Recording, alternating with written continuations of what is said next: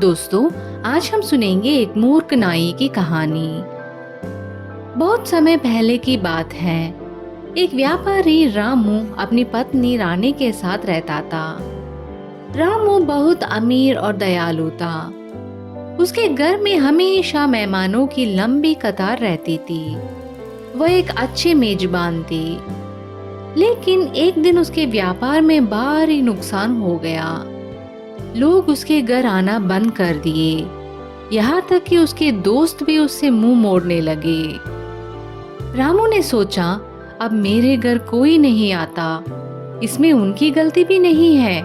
अगर वे आए भी तो मैं उन्हें कुछ दे नहीं सकता। जब मेरे पास पैसा था तो मैं सभी मेहमानों का आदर और सत्कार करता था। लेकिन अब बिना पैसे के एक गरीब आदमी क्या कर सकता है?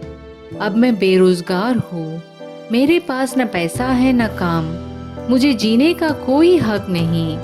मेरे लिए मर जाना ही बेहतर है। ऐसे विचारों के साथ वह सो गया। उसे सपने में एक साधु दिखाई दिया जो उससे कह रहा था, तुम्हें इस तरह हिम्मत नहीं हारनी चाहिए। अच्छे लोग जैसे तुम, उन्हें जिंदा रहना चाहिए।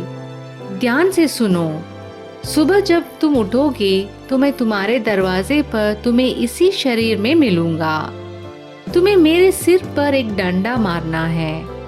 मैं शुद्ध सोने के सिक्कों में बदल जाऊंगा। इस तरह तुम्हें इतना धन मिलेगा जो तुम्हारे जीवन भर के लिए पर्याप्त होगा। सुबह जब रामू उठा तो उसने सोचा, क्या अजीब सपना था। खैर, सपने तो सपने होते हैं। मैं यह बात रानी को नहीं बताऊंगी, वरना वह मेरा मजाक उड़ाएगी। तभी दरवाजे पर एक दस्तक आई। रामू ने रानी से कहा, दरवाजा खोलो, शायद नाई आया होगा। वह सचमुच नाई था। रामू की दाढ़ी बन ही रही थी कि फिर दरवाजे पर दस्तक हुई।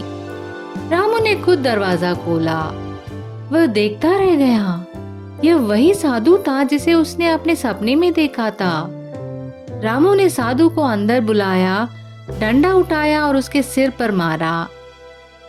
साधु सोने के सिक्कों में बदल गया।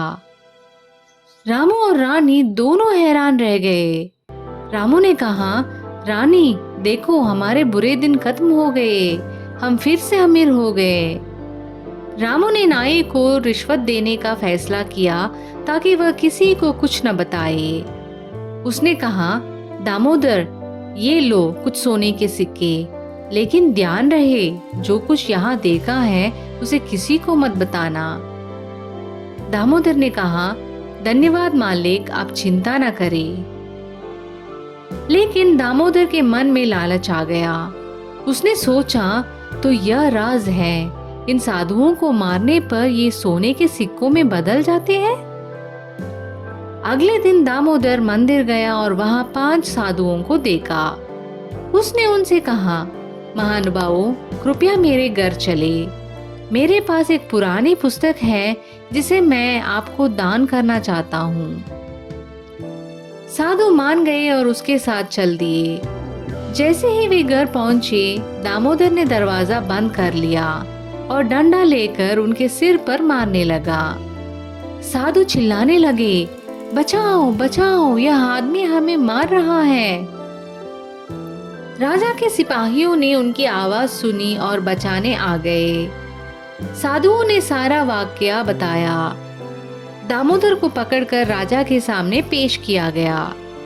जब राजा ने पूरी बात सुनी तो रामू को भी बुलवाया गया। रामू ने अपने सपने और साधु के सोने के सिक्कों में बदलने की कहानी बताई। दामोदर को अपनी गलती का एहसास हुआ। राजा ने उसे सजा दी और जेल में डाल दिया। तो दोस्तों, इस छोटी सी कहानी से हमें यह नैतिक मिलती है कि दूसरों की नकल करना या लालच करना बुरी बात है। धन्यवाद। अगर आपको यह कहानी अच्छी लगी तो इस चैनल को जरूर सब्सक्राइब करें।